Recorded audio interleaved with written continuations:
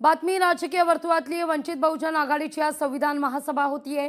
दादरच्या शिवाजी पार्क मैदानावर ही महासभा पार पडेल।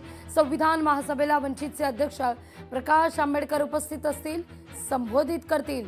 आढावा घेतला आपले प्रतिनिधी स्वप्नील जाधव यांनी। वंचित बहुजन आघाडीचे अध्यक्ष प्रकाश आंबेडकर यांच्याकडून आज संविधान सन्मान सभेचं आयोजन छत्रपती शिवाजी पार्क मैदानावरती करण्यात आलेलं आहे।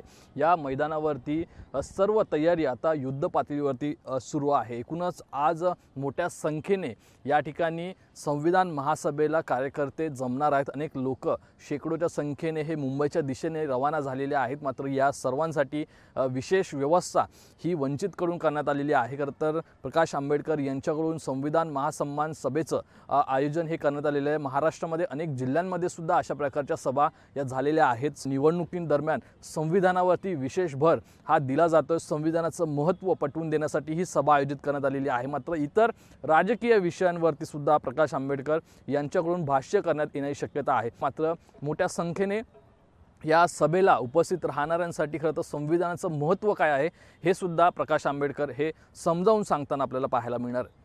कॅमेरा पर्सन आदित्य देसाईसह स्वप्नील जाधव, लोकशाही मराठी, मुंबई। लोकशाही मराठी ऐका, पहा, जागरूक रहा।